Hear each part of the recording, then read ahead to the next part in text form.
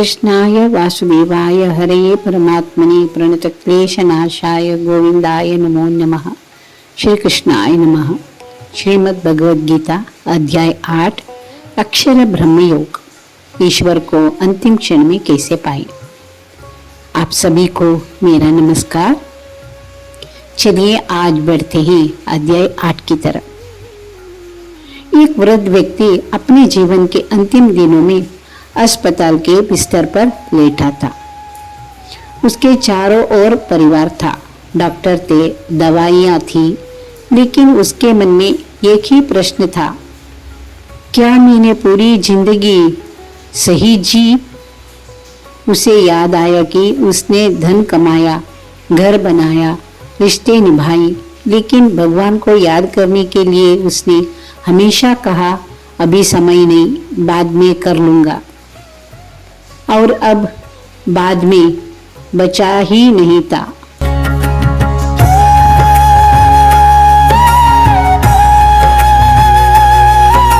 मेरे साथियों, यह प्रश्न हजारों वर्ष पहले अर्जुन ने भी भगवान श्री कृष्ण से पूछा था।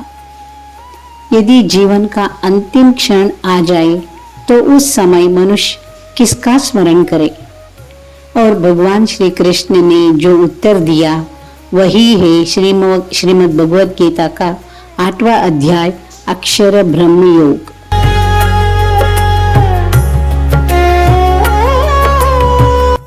कल्पना कीजिए, यदि आपको ये पता हो कि जीवन का अंतिम क्षण निकट है, तो उस समय आपके मन में क्या आएगा?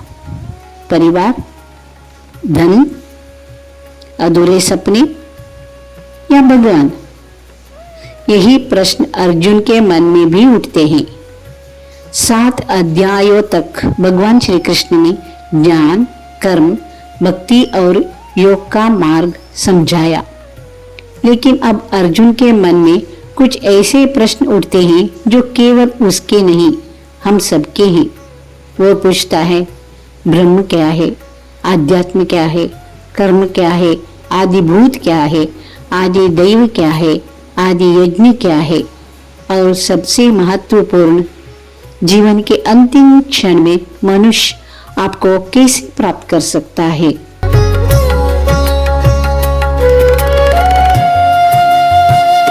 भगवान श्री कृष्ण मुस्कुराते हैं और अत्यंत सरल शब्दों में उत्तर देना आरंभ करते हैं। वे कहते हैं, अर्जुन, जो कभी नष्ट नहीं होता, जो समय से परे है, जो जन्म और मृत्यु के बंधन में नहीं आता, वही अक्षर ब्रह्म है। तुम्हारे भीतर जो आत्मा निवास करती है वही आध्यात्म है, और जो कर्म जीवों के जीवन का कारण बनते हैं वही कर्म है। फिर भगवान धीरे धीरे अर्जुन को जीवन का सबसे बड़ा रहस्य बताते हैं।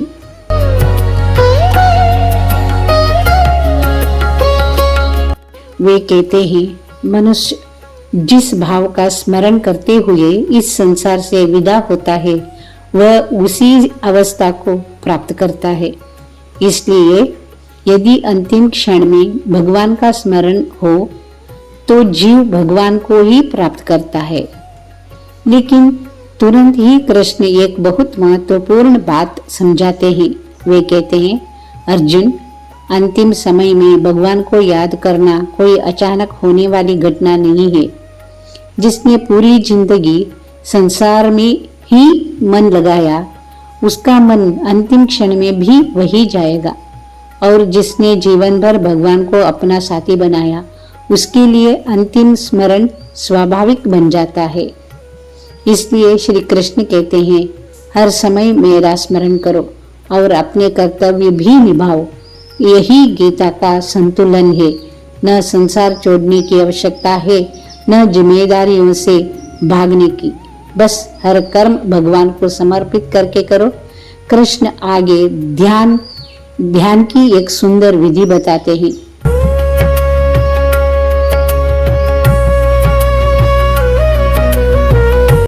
वे कहते हैं, मन को स्थिर करो, इंद्रियों को संयमित करो, प्राणों को नियंत्रित करो और पूरे प्रेम से ओम का स्मरण करते हुए मेरा ध्यान करो, ऐसा ही साधक मुझे प्राप्त कर सकता है।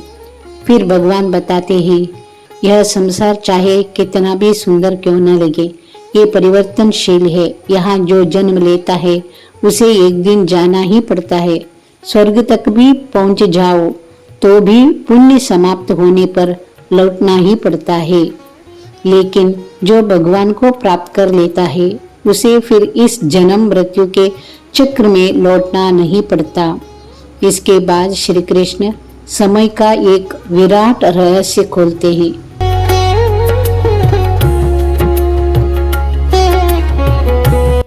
वे बताते हैं कि ब्रह्मा का एक दिन और एक रात कितने विशाल काल के होते हैं। पूरी सृष्टि प्रकट होती है, फिर लीन हो जाती है, फिर दोबारा प्रकट होती है। लेकिन इन सब परिवर्तनों के पीछे एक सत्य ऐसा भी है जो कभी नहीं बदलता, वही परमात्मा है, वही अक्षर ब्रह्म है। फिर भगवान दो मार्गों का वर्णन करते हैं।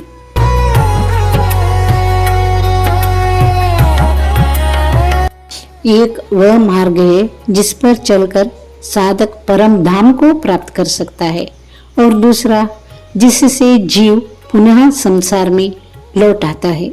लेकिन श्री कृष्ण स्पष्ट कर देते हैं, जो निष्काम भक्ति करता है, जो पूर्ण श्रद्धा से भगवान को याद करता है, उसे इन जटिल गणनाओं की चिंता करने की कोई आवश्यकता नहीं।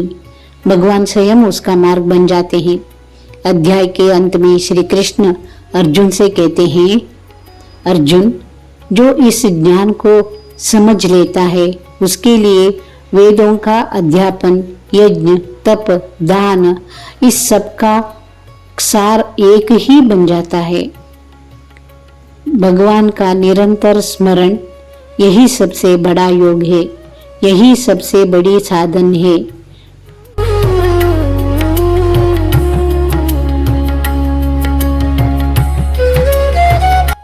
भगवान का निरंतर स्मरण यही सबसे बड़ा योग है, यही सबसे बड़ी साधना है, और यही जीवन की सबसे बड़ी सफलता है।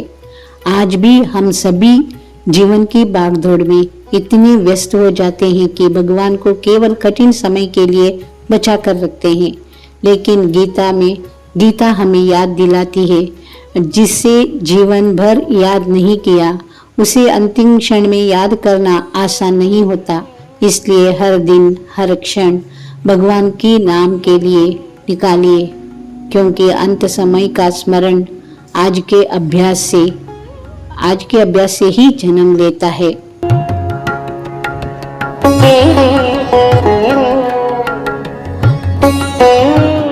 अगले अध्याय में श्री कृष्ण एक ऐसा रहस्य बताएंगे जिसे वे स्वयं राजविद्या और राजगुह्य कहते हैं।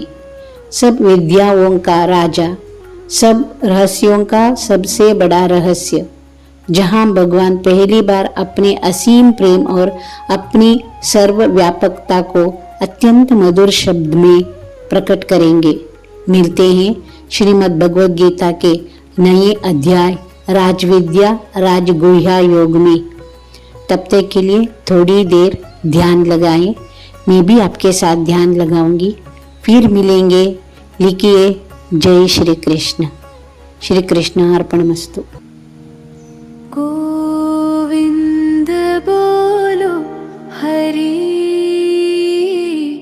गोपाल बोलो, राधा रमण हरि, गोविंद बोलो, गोविंद बोलो हरि, गोपाल बोलो, राधा रमण